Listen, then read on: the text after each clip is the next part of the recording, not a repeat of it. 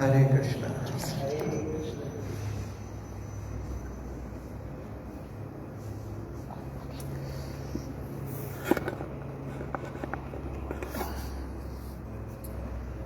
Jaya Radha Madhava Kunja Bihari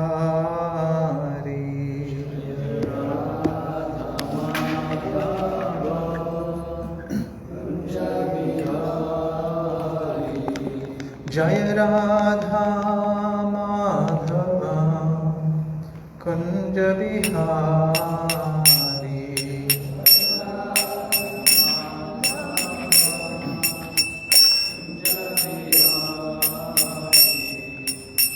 Gopi Jana Vallabha Girivaradhari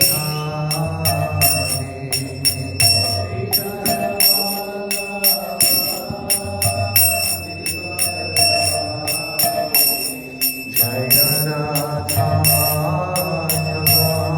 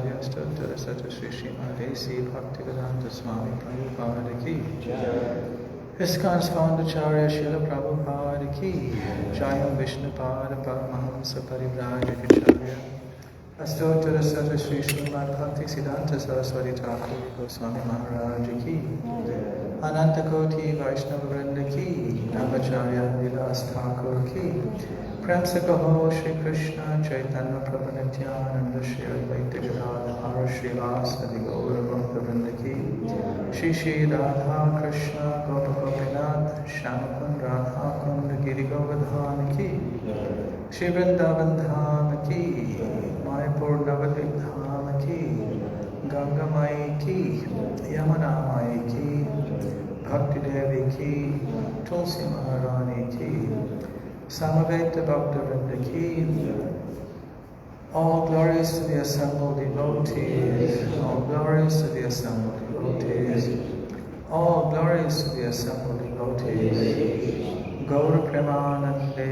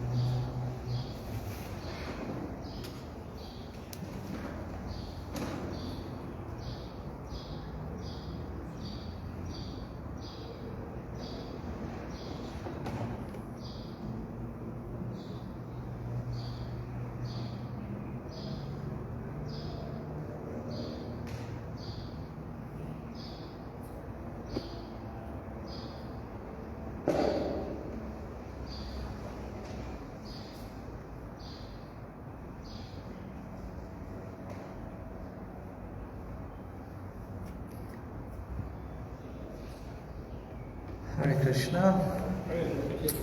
Om Namo Bhagavate Vasudevaya.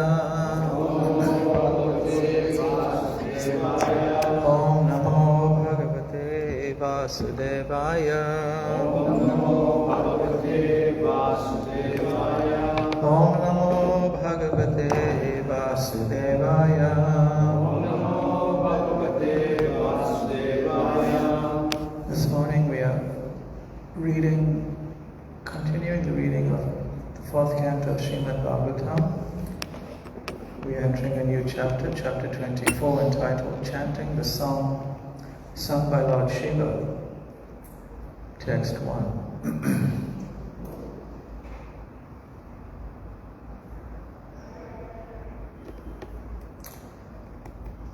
Maitreya Uvacha Vijitashva Adhiraja Asit Prituputra Pritushrava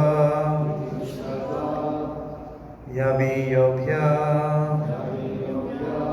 Adadat Kashta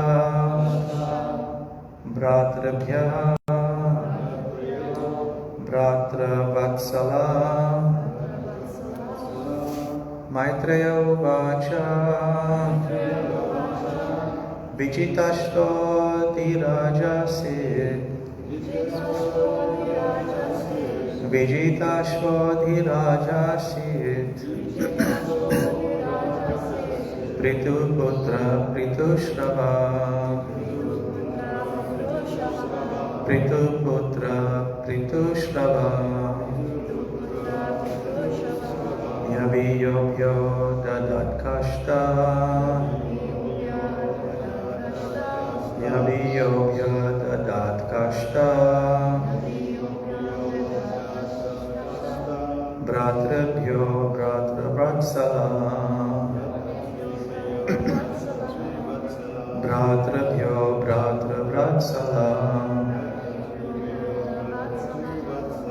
Maitreya Uvacha Vijitashvodhirajasit Prituputra Pritushrava Yaviyobhyo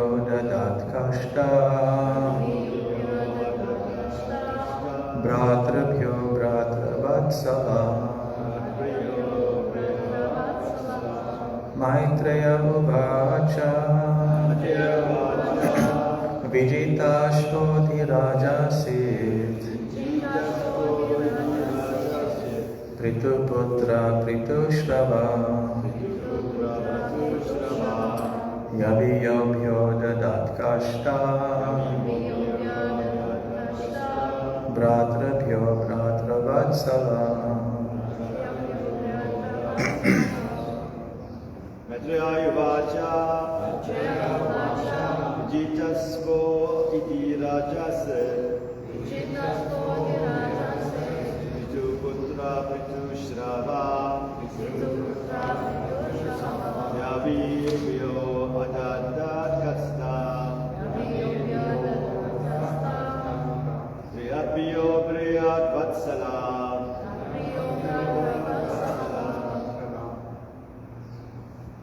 Maitreya Uvacha Maitreya Uvacha Vijitashvo Rajase Vijitasvo iti rajase Prituputra Pritushrava Prituputra Pritushrava Yaviyobhyo Datakashta Yavibhyo Adadat Kasta Ratribhyo Bhratravatsala.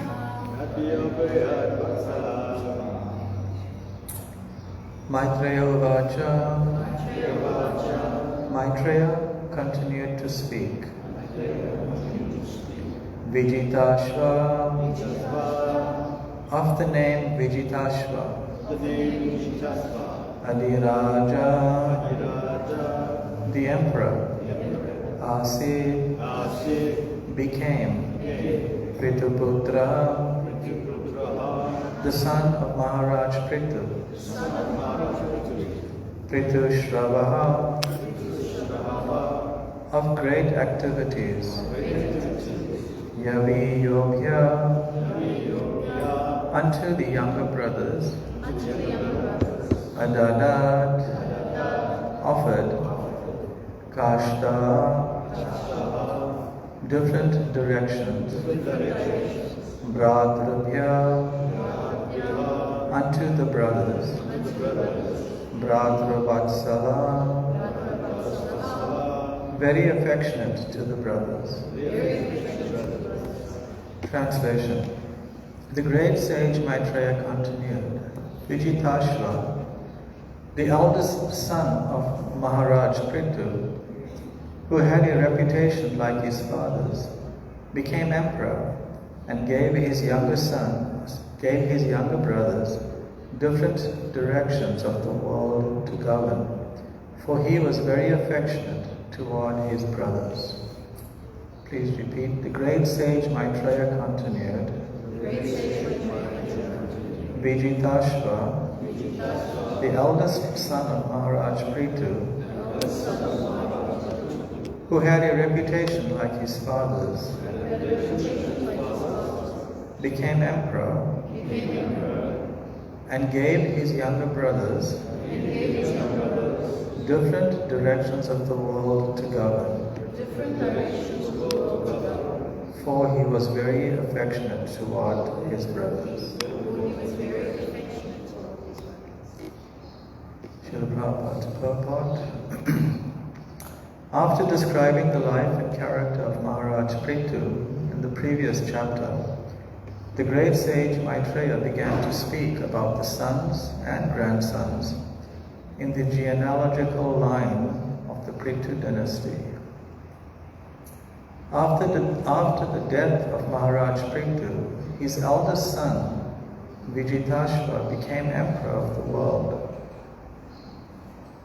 King Vijitashva was very affectionate toward his younger brothers, and therefore he wanted them to rule different directions of the world. From time immemorial, the eldest son generally becomes king after the death of the previous king. When the Pandavas ruled the earth, Maharaj Yudhisthira, the eldest son of King Pandu, became emperor, and his younger brothers assisted him. Similarly, King Vijitashva's younger brothers were appointed to govern the different directions of the world. Om Jnana Timirandasya Jnananjana Shalakaya Chakshurunmilitam Yena Tasmai Shri Gurave Namaha.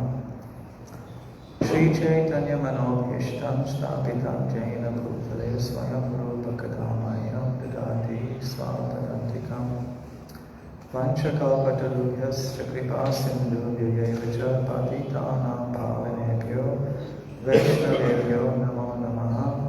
Shri Krishna Chaitanya Prabhu Nityananda Shri Advaita Gadadhar Shivasari Gaura Bhaktivinoda Hare Krishna Krishna Krishna Hare Hare Hare Rama Rama Rama Hare Hare.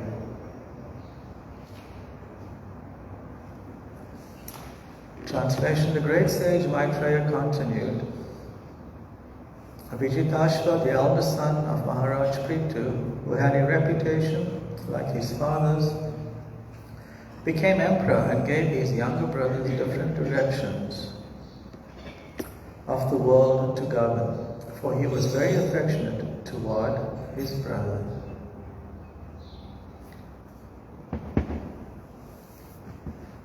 Maharaj Prithu's wonderful character and the glories of hearing the pastimes, activities, and the qualities of Maharaj Prithu is very nicely expressed in the last chapter, chapter 23 of the 4th canto.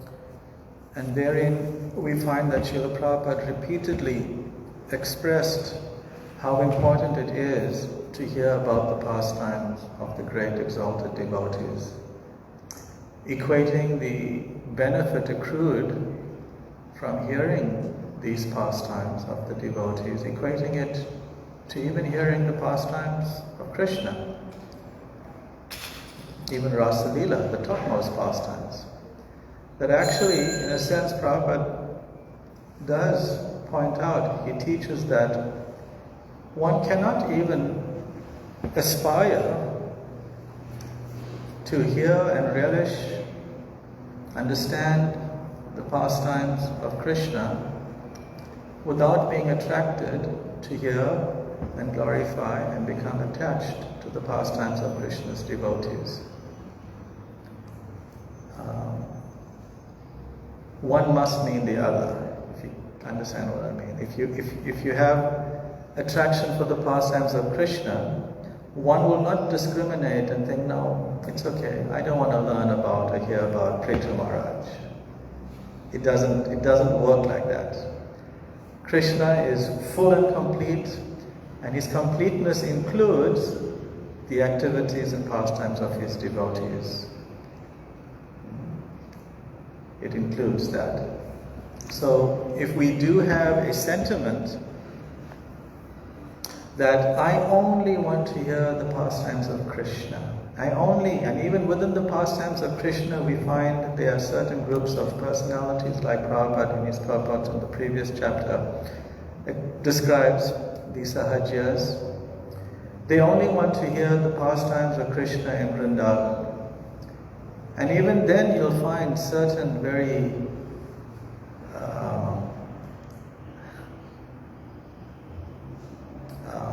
misled practitioners, that even within the pastimes of Krishna and Vrindavan, they only want to hear the pastimes about Krishna and the gopis, because that is the highest, and everything else is quote-unquote beneath them. Everything else may distract them from the ultimate goal of just focusing on Radha Dasya, serving Srimati Radharani in an intimate way in the groves of Sri Vrindavan.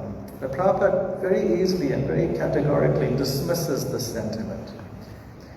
Even the personality who came to give the topmost experience of love of Godhead, Unat Ujjwala Rasam Svabhakti Shriyam, Sri Chaitanya Mahaprabhu, we came to give the highest nectar of the love of the gopis of Sri Vrindavan. What was he daily listening to? Anybody knows? What pastimes was Lord Chaitanya daily listening to? Pastimes of Dhruva Maharaj, the praise of Dhruva Maharaj, the pastimes of Prahlad Maharaj, the praise of Prahlad. This was his focus as well. This was his focus. It's like saying you have this beautiful ripe mango in front of you, the Srimad Bhagavatam. It's ripe all over. And the critical eater will say, no, I don't want to eat from this part, I want to eat from another part. That doesn't make sense, right? That doesn't make sense. The mango, a ripe mango, is ripe all over. It's ripe all over. So an intelligent devotee, a well-trained devotee, a well-situated devotee, a well-situated practitioner will not discriminate between this and that higher. Yes, from a certain perspective, the gopis are the most intimate devotees of Krishna, and their pastimes are the most confidential. But on a platform of tattva, one does not discriminate.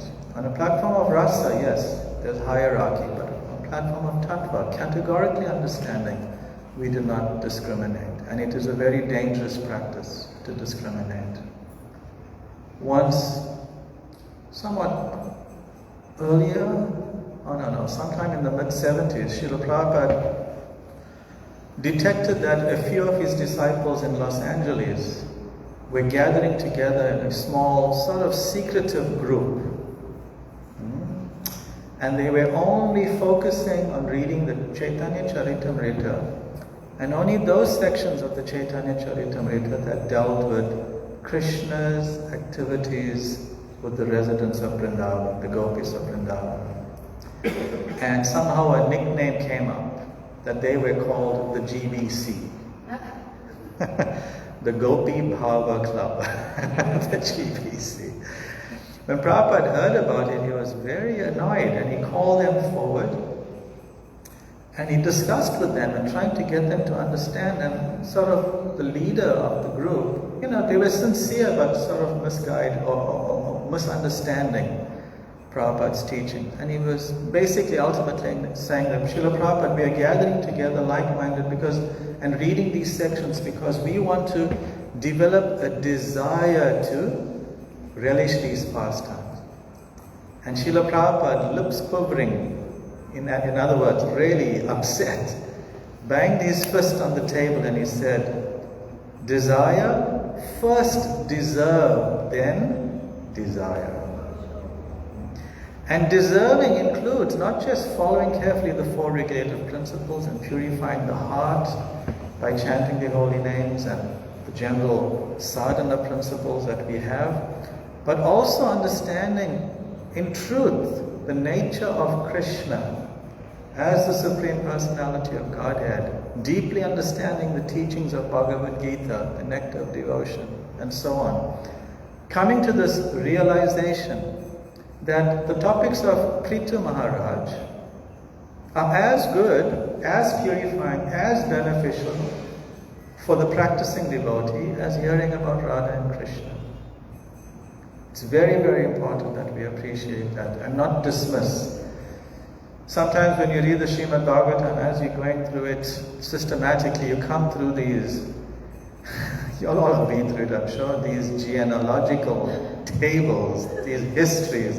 And this one is the son of this one, and that one had 14 sons, and the fifth son had this son and daughter, and he married this one. And it goes on and on. It's sort of like, how would you put it? It's like you hit a desert patch in the Bhagavatam reading, right? You know, when is this going to finish? And how is this helping me? How is this helping me develop my relationship with Krishna? Now, I can't answer that question right. I know I kind of went into it now by asking the question, but I can't answer it. All I know is I have faith that by reading through it with faith, that this is not different from Krishna, because the Bhagavatam, as I was explaining on the Sunday class a few days ago, it is Krishna in his literary form. So it is Krishna. So all these tables, all these histories, all these accounts of who married who and who did what, they're all part of Krishna. And if I read through it with faith and patience, Krishna, because ours is a process of revelation, right? How Krishna reveals himself, not how we see Krishna. It's like when the darshan opens for the deities at 7 in the morning. It's not like we go and we open the Krishna, that it's our power to see Krishna. No. Krishna empowers his pujari, they ring a bell and they open the altar. It's not that by my power of vision, I am seeing Krishna. What's that philosophical point? Drig Drishya Vichar. It is the case of the seer and the seen. So when we are coming before Radha and Krishna, Radha Radhanath Mahaprabhu, Giriraj Govardhan, are we seeing Krishna by our potency, by our strength, by our ability? Are we seeing? Is that what darshan is? Are we seeing? No, it's not like that. Srila Bhaktisiddhanta Saraswati Thakur guides us as no. It's because Krishna is the seer. He can see everything. By him seeing us, do we have the potency to see him? Our potency to see Krishna comes from Krishna. You get this? Not that we can think, I can see Krishna. Similarly, to see Krishna, to understand Krishna is a process of revelation. Krishna reveals himself by our sincerity, our faith, our patience, our determination. Not that, hey, I've been chanting so long, I've been attending all these Mangal Aartis, I've been doing so much this, I have a right to see Krishna. No, don't work like that. Don't work like that. Krishna reveals himself. So these pastimes, it's essential we go through it carefully and appreciate it as being part and parcel of Krishna. Part and parcel of Krishna. In this connection, of course, the last few days we were being cautioned by Srila Prabhupada and by, in one class by His Holiness Bhakti Chaitanya Maharaj, about having a over-familiar or taking the pastimes of Krishna too cheaply and wanting to go first and foremost without understanding carefully the foundation of our philosophy, wanting to go and hear all the intimate pastimes of Radha and Krishna. And we shared one pastime about Srila Prabhupada in Madras, where one businessman was petitioning Prabhupada repeatedly to speak to him, to recite Rasa Panchadhyaya of the 10th canto, the Rasa Leela chapters. And Srila Prabhupada kept resisting, guiding him, no, first you have to be purified, you have to be free from attachments to home, family, wife, children, money, and so on, material life. But this man kept insisting, no, Swamiji, we are very qualified, we can hear, you please speak, you please speak. And Srila Prabhupada said, oh, well, you may be very qualified to hear, but I do not feel that I am qualified to speak it. So please excuse me. This was Srila Prabhupada. The topmost qualified person on the planet at that time refused to speak it. So we are guided in this way. And we are coming now on the eve of Radhastami, and sometimes when Radhastami comes, you know how devotees get, we become very sort of, I know at least that used to happen to me, it may still happen somewhere, but somehow your sense of devotion and your devotional sentiment becomes like increased and heightened. There's like a fervor going on, and you start thinking about Radharani, and that's actually what these festivals are meant to do. It's meant to heighten ourselves.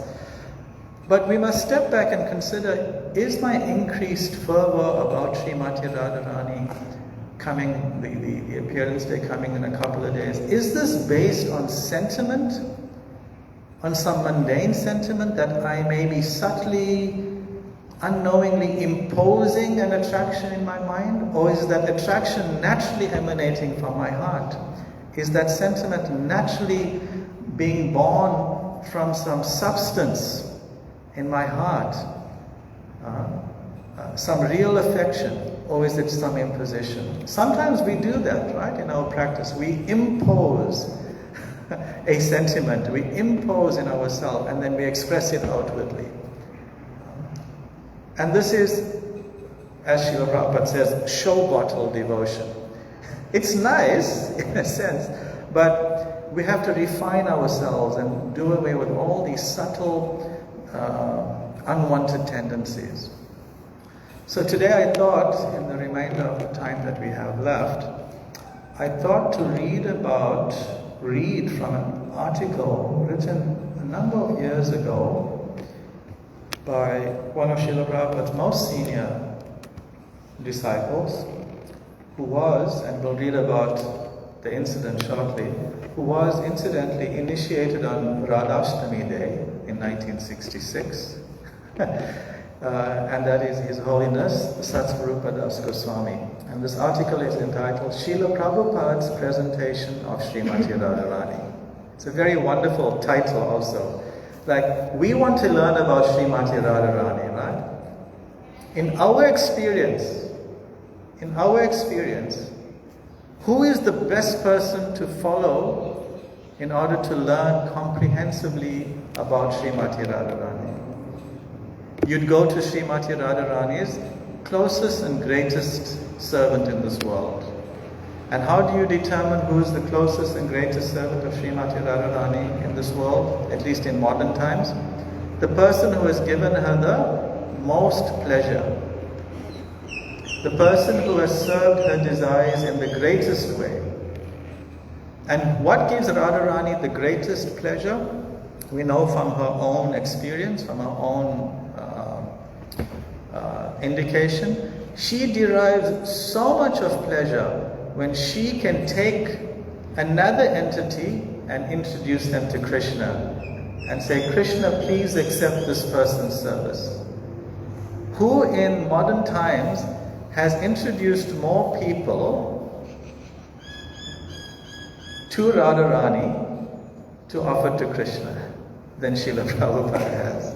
So just from that understanding, we can realize and appreciate that if you want to learn about Srimati Radharani, learn about her from Srila Prabhupada, from Srila Prabhupada's perspective. Because he's the closest, he's pleased her the most in our area of vision and understanding. So that's why I wanted to read this section, this article. It's not very long, it's a couple of pages. To guide us as we enter this holy occasion of Srimati Radharani's appearance. Also today is the occasion called Lalita Shashti, which for many, many years in ISKCON we used to celebrate or observe as the appearance day of the closest friend of Srimati Radharani's, and that is Lalita Devi. But as we learned some years ago, it is not the appearance day of Lalita Devi, because Lalita Devi is a couple of weeks actually older than Srimati Radharani. And this Lalita Shashti has something to do with an expansion of Durga Devi that's very prominent in Bengal. So it's got nothing to do with Lalita Devi, the friend of Srimati Radharani. Just wanted to put that out there because I saw some messages on Facebook, oh, Lalita Shashti, and they're putting, oh, Lalita Ashtakam. And it's nice to remember Lalita Devi, but today is not the day. So as I was saying, His Holiness Satsvarupa Maharaj, he was initiated on Radhashtami Day. But that was the second batch of initiations that happened. That was the second set, that was the second initiation that happened. The first initiations happened in ISKCON happened on Janmashtami Day. But for some reason Maharaj at that time wasn't too inclined to accept initiation from Srila Prabhupada on that day. But when Radhashtami came, Srila Prabhupada said that actually on Janmashtami we have to fast the whole day until midnight because Krishna is very strong and hard. Srila Prabhupada said. But on Radhashtami, we would only have to fast until midday because Radharani is very soft and kind. He said like that.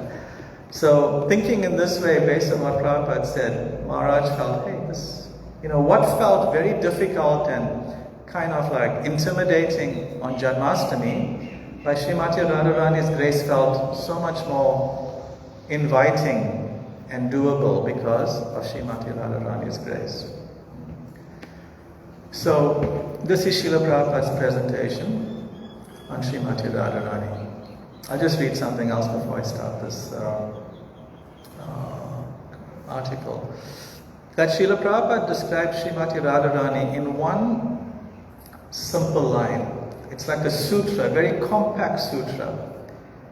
He said, Srimati Radharani is considered the best devotee of Krishna because she loves him the most. If you want to explain Radharani to anybody in one line, this is it, according to Srila Prabhupada. Radharani is considered the best devotee of Krishna because she loves him the most. That's the basis of it all. There's nobody that loves Krishna the most. Of course, that love, that word love, she loves him the most, then takes its form in two books, at least in my realization.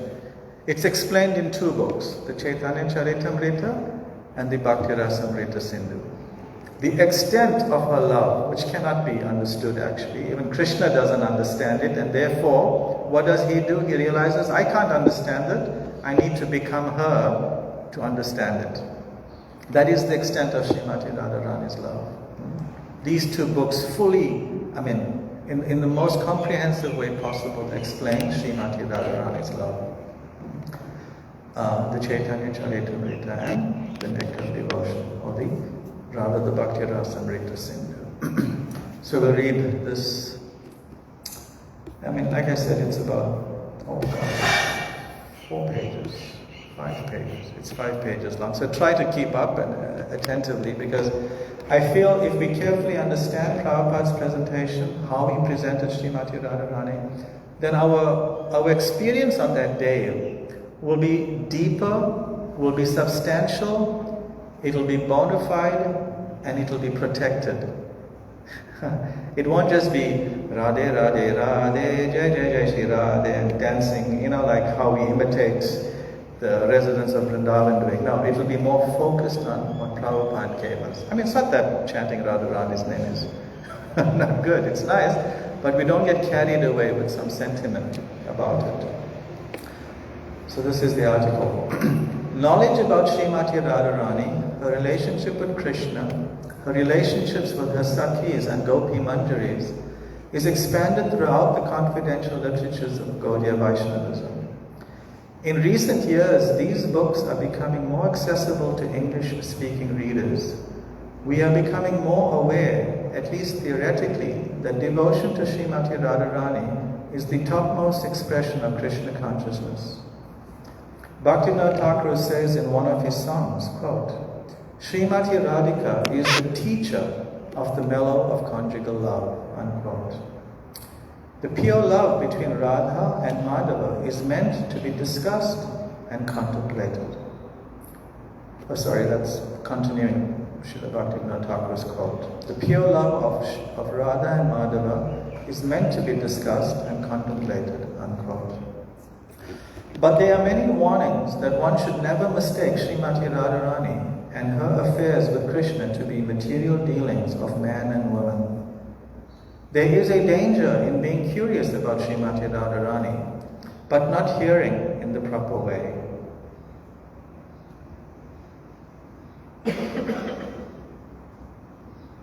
I wanted to therefore impart Srila Prabhupada's presentation of Srimati Radharani, and confining myself to whatever I found in his books and lectures and talks. You will find that although on one hand Srila Prabhupada was very reserved in speaking about Radharani, he nevertheless imparted to us a sweet and pure understanding of Radharani and the practical means to advance ourselves in her service. In his translations to the purports to relevant sections of Nectar of Devotion, the Krishna book and the Chaitanya Charitamrita, Srila Prabhupada deals in all the intricacies of Srimati Radharani's love for Krishna. I have gone through these many sections, especially looking for statements where Prabhupada is speaking personally his own realization in his own words.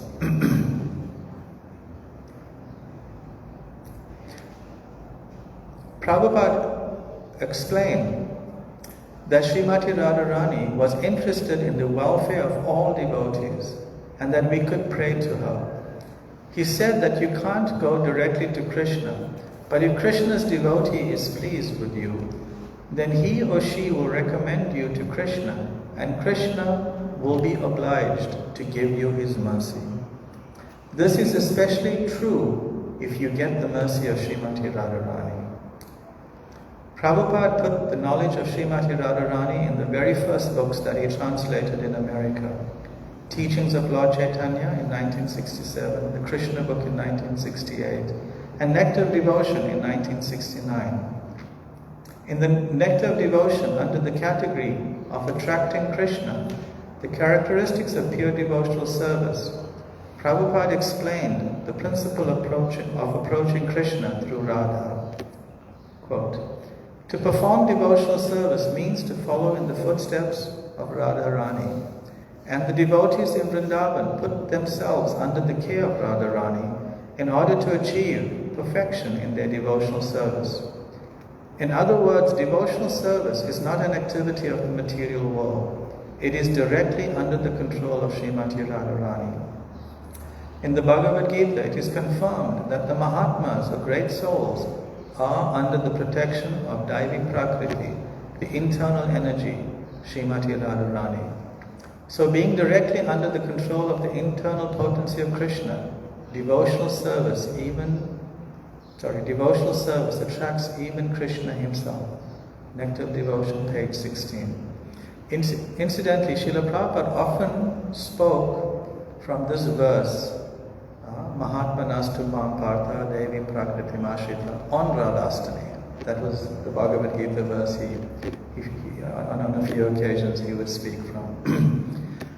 Prabhupada's remark that Krishna was hard and Radharani was soft and kind is corroborated by a statement he made in the Nectar of Devotion under Krishna's quality of compassionate. Quote, instead of offering obeisances to Krishna, devotees offer obeisances to his compassionate nature. Actually, because Krishna is the Supreme Personality of Godhead, it is very difficult to approach him. But the devotees, taking advantage of his compassionate nature, which is represented by Radharani, always pray to Radharani for Krishna's compassion. Page 176 of the Nectar of Devotion. Prabhupada sometimes described Radharani as Krishna's tender-hearted female counterpart. And for praying to Radharani, the easiest way to address her for praying to Radharani, the easiest way to address her is in the Hare Krishna Maha Mantra, which is made up of the names of Radha and Krishna. Srila Prabhupada did not broadcast explicitly the glories of Radharani as much as he did those of Lord Krishna, the Supreme Personality of Godhead. And yet he does inform us that, according to Gaudiya Vaishnava Siddhanta, Srimati Radharani is the queen of Vrindavan. She has the power to attract even Krishna, as stated by Prabhupada in the Nectar of Devotion. Krishna attracts everyone, but devotional service attracts Krishna. The symbol of devotional service in the highest degree is Radharani. Krishna is called Madan Mohan, which means he is so attractive that he can defeat the attraction of 1,000 cupids. But Radharani is still more attractive, for she can attract Krishna. Therefore devotees call her Madan Mohan Mohini, the attractor of Cupid. Nectar of Devotion. Why then was Srila Prabhupada so reserved and grave in speaking about Radharani? One reason Prabhupada was reserved was that we were such neophytes. Also, Srila Prabhupada was preaching in the West, and it is the nature of materialistic persons outside of the Vedic culture to take Radha-Krishna affairs as ordinary sex affairs. Prabhupada explained this with the example of the cow who experienced the fire in the barn. Once there was a fire in a barn, and a cow became so frightened that thereafter, whenever she saw the color red, she panicked. So, association. the association. She associated the color red with the traumatic experience she had of the fire. In a similar way, conditioned souls are so traumatized or addicted to sex pleasure that as soon as they see a picture of Krishna embracing Radharani, they think, yes, that's the same as what I feel for my girlfriend. So Prabhupada was cautious not to encourage this in any way. Prabhupada was also afraid that if devotees took prematurely to Radha Krishna affairs, they would become Prakrita Sahajas. In other words, those who take confidential matters too cheaply. In one purport in the Chaitanya Charitamrita, Prabhupada tells about a man who said, quote, "Whenever I hear the name Radha, I always think of a barber's wife whose name is Radha." So in India, Radha is a common name. It's not like a very exclusive name. And one barber's wife happens to have the name Radha. So this man was thinking, oh, that Radha, that's the same. Barber's wife. In the preface to the Krishna book, Prabhupada begins, quote, "In these Western countries, when someone sees a cover of a book like Krishna, he immediately asks," anybody know what he immediately asks? Who is Krishna? And who is the girl with Krishna? But it's significant that Prabhupada then completes the preface by answering the question, who is Krishna? But he does not mention who Radha is. Another example of Prabhupada's reserved mood is that he instructed us not to show the lotus feet of the Radharani deity, although Krishna's lotus feet should be exposed. So devotees, sometimes we often get this question, come on, it's Radhastami, be merciful, Radharani wants to share her mercy, you must show her lotus feet. But Srila Prabhupada was very clear on this point. We should not show Srimati Radharani's lotus feet. Some temples are doing it, I know, I don't think they got the memo clearly. That's their, whatever they're doing, that's them. But we should know clearly what Prabhupada wanted, what he categorically even stated in his books. For the purpose of protecting ourselves from any mundane sentiment or taking Radharani's mercy too cheaply. We can get further insight into Prabhupada's presentation of some of the lectures he gave on the occasion of Radhastami. One lecture was on August 30th, 1968 in Montreal. Prabhupada explained that Radha Krishna philosophy is a very great philosophy and is understood on the liberated stage, not on the conditioned stage. He said on the conditioned stage we worship Lakshmi Narayan by following regulative principles. Prabhupada says, quote, "So in this Vidhi Marg, means the path of rules and regulations, when you have no love for God or Krishna, you have to follow the regulative principles. And automatically, this is practice. When practicing, just like you practice this mridanga playing, in the beginning it is not in order, but when you become well versed in the practice, the sound will become so nice." Unquote.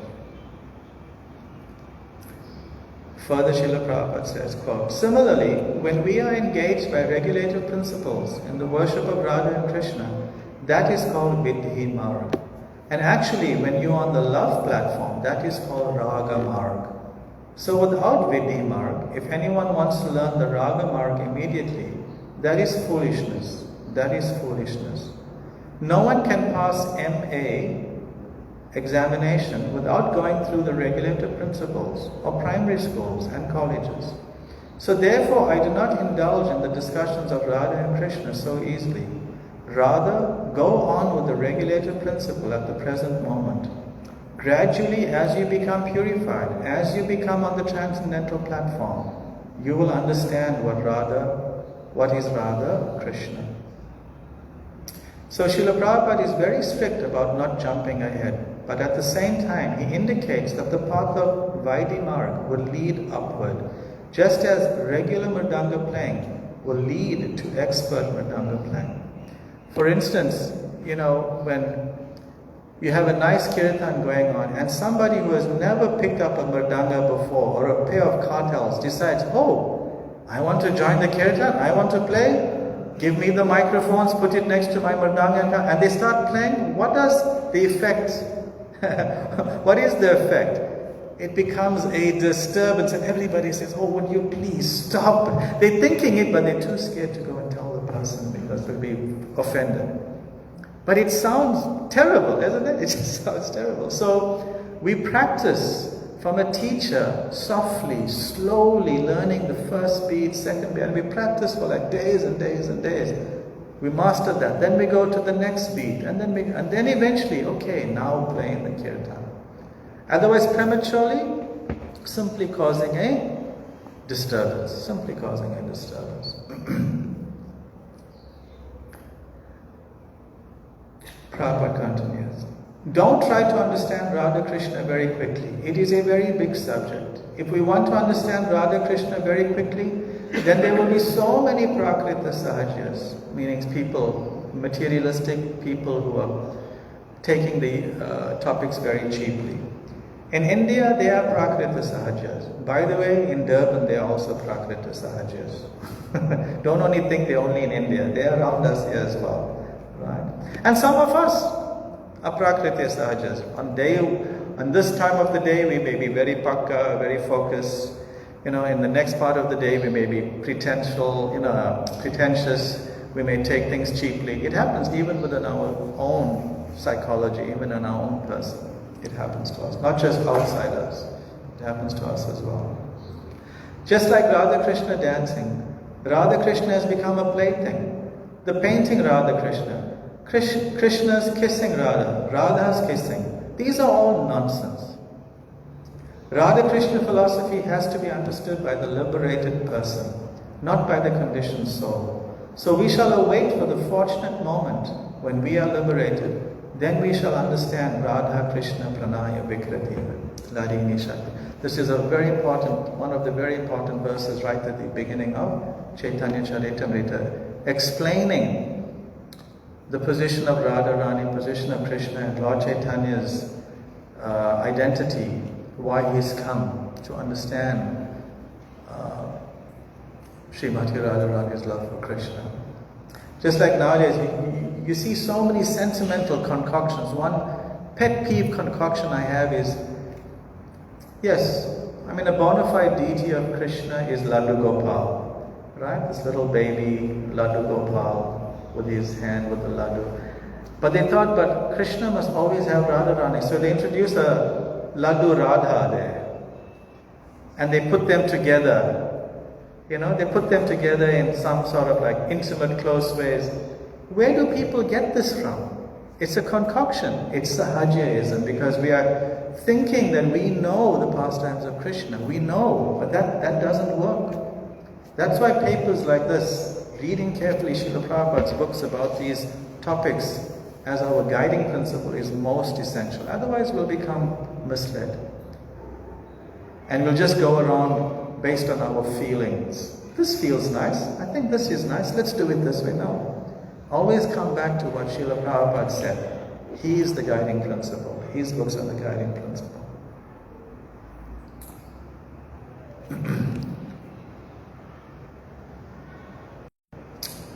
I'm going to skip some parts, but I'll share this on the Temple Devotees group, this article which you can read very carefully. It's a very nice article.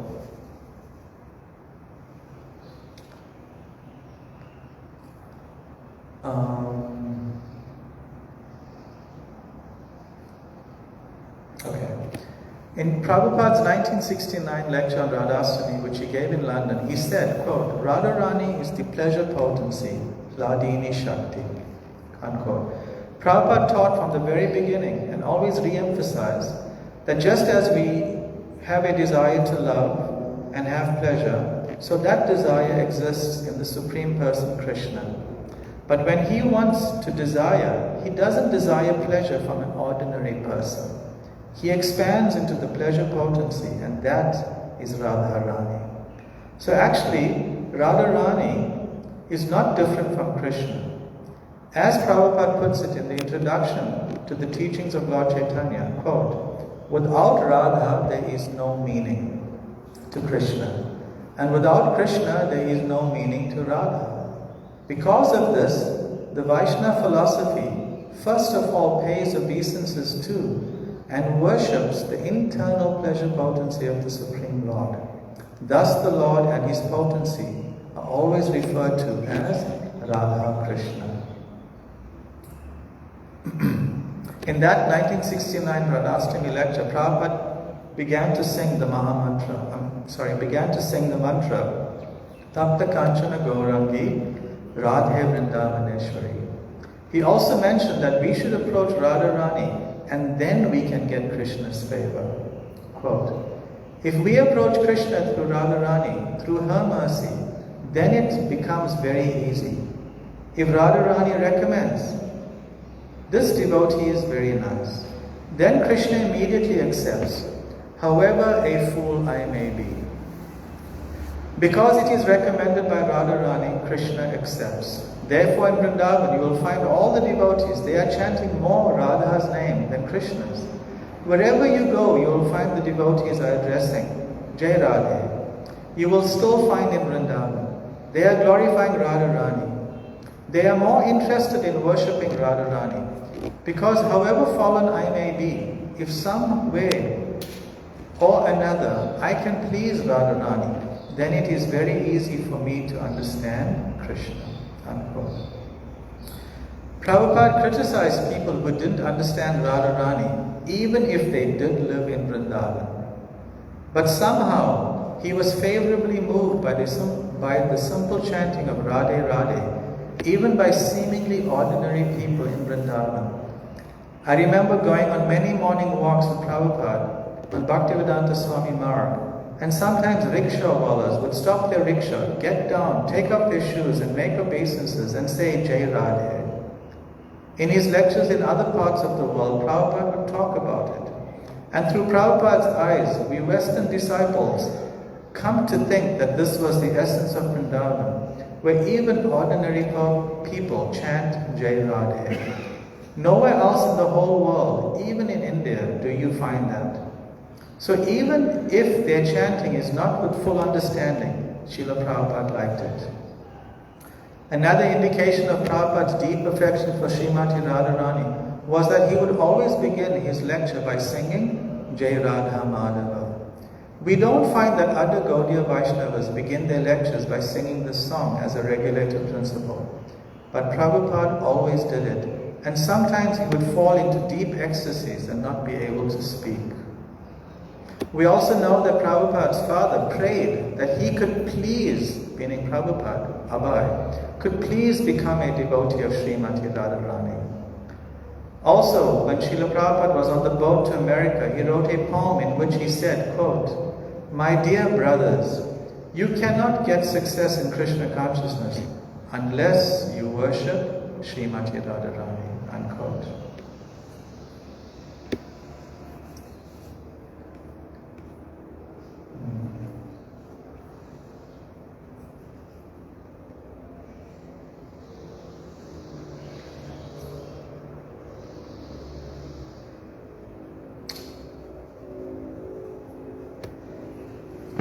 I'll just conclude with this last point. There are just two more short quotes that I have chosen because of Prabhupada's personal use of words in describing Radharani. This gives us a glimpse into the fact that although he didn't indulge in talking so much about Radharani, his feelings are very great within. One such statement occurs in the first canto of Srimad Bhagavatam, where he is discussing the feelings of separation felt by the members of the Yadu dynasty for Krishna. Quote, the feelings of separation cannot be described, but it can be simply imagined by devotees only. After his separation from Vrindavan and the innocent rural cowherd boys, girls, ladies and others, they all felt shock through their lives. And the separation of Radharani, the most beloved cowherd girl, is beyond expression. Once they met in Kurukshetra during a solar eclipse, and the feeling which was expressed to them is heart-rending. This is Srimad Bhagavatam, Canto 1, Chapter 10, verses 9 and 10. A final quote is from the Sri Chaitanya Charitamrita about the supreme position of Radharani, even in relationship to Krishna. This is spoken by Lord Chaitanya while dancing at the Rath Yatra and speaking about Radha and Krishna. Quote, Sri Krishna continued, all the inhabitants of Vrindavan Dham, my mother, father, coven, boyfriends, and everything else are like my life and soul. And among all the inhabitants of Vrindavan, the gopis are my very life and soul. Among the gopis, you, Srimati Radharani, are the chief. Therefore, you are the very life of my life. In the purport, Srila Prabhupada says, quote, Srimati Radharani is the center of all Vrindavan's activities. In Vrindavan, Krishna is the instrument of Srimati Radharani. Therefore, all the inhabitants of Vrindavan still chant Jai Radhe. From Krishna's own statement given herein, it appears that Radharani is the queen of Vrindavan and that Krishna is simply her decoration. Krishna is known as Madan Mohan, the enchanter of Cupid, but Srimati Radharani is the enchanter of Krishna. Madhya Leela 13, 150, verse in purport. In Vrindavan, sometimes, there's a saying in Vrindavan that's often quoted. Said that whatever Krishna likes, whatever Radha does, Krishna likes. And whatever Radha likes, Krishna does. That's a nice saying in Vrindavan. In conclusion, so we like to hear of Srimati Radharani from Srila Prabhupada.